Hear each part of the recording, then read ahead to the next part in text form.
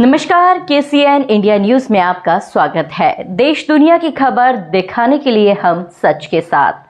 आगे की खबर पर डालिए एक नजर। प्रधानमंत्री रोजगार मेले का आगरा में हुआ आयोजन। एक साथ 40 शहरों में देश के प्रधानमंत्री ने किया 17वें रोजगार मेले का शुभारंभ। आगरा में 123 लाभार्थियों को बांटे गए नियुक्ति पत्र। केंद्रीय राज्य मंत्री प्रोफेसर एसपी सिंह बघेल ने बांटे नियुक्ति पत्र। निःशुल्क पत्र पाकर खिल लाभार्थियों के चेहरे। बोले, सरकारी नौकरी का सपना हुआ साकार। देश के प्रधानमंत्री एवं केंद्र सरकार का बहुत बहुत आभार। देश के प्रधानमंत्री ने पक्की सरकारी नौकरी का वादा किया पूरा। सीआईएसएफ, डिफेंस, पोस्टल सहित कई अहम विभागों में हुई नियुक्ति। माननीय प्रधानमंत्री जी ने देश के नौजवानों को वादा किया था कि 10 लाख से ऊपर केंद्र सरकार की स्थायी नौकरियों को वो देने का काम करेंगे। उसी के तहत 22 अक्टूबर 2022 को प्रथम रोजगार मेला लगा था और उसके बाद ये 17वां रोजगार मेला है जो 40 जगह पर देश भर में हो रहा है। और आज 51,000 बच्चों को नवनियुक्ति उनको नियुक्ति प्रमाण पत्र मिला है।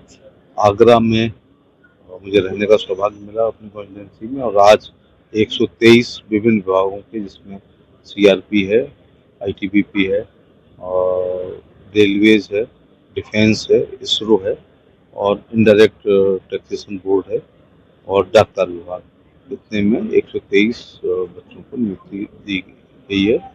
और बच्चों से पूछने बताया कि 100% पारदर्शिता के साथ मेरिट के आधार पर उनका चयन हुआ है।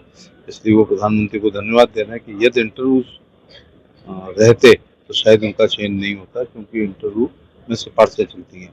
ये रिटन एग्जाम के आधार पर हुआ है और ऑब्जेक्टिव एग्जाम थे OMR सीट, जिससे पूर्ण पारदर्शिता के साथ बच्चों ने नियुक्ति पत्र प्राप्त किया। मैं सबको बधाई और शुभकामनाएं देना चाहूँगा और उनसे ये भी कहना चाहूँगा कि एक उनको जॉब सिक्योरिटी हो गई है, लेकिन संतुष्ट ना हो। खुश हों लेकिन संतुष्ट ना हो।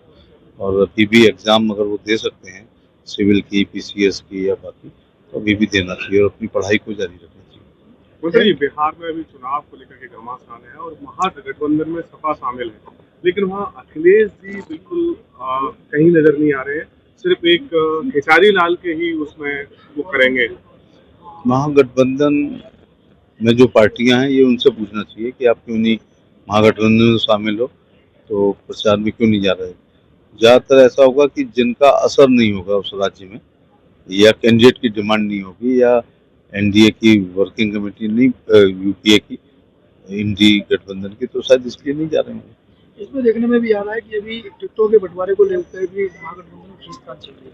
किस तरह से चुनाव से पहले भय, भगदड़ और भ्रम की स्थिति रहती है, और तो टिकटों से पहले तो इस प्रकार से खींचतान जब कई पार्टियां मिलके ग्रुप बनाती हैं तो होती है, लेकिन एनडीए ने बहुत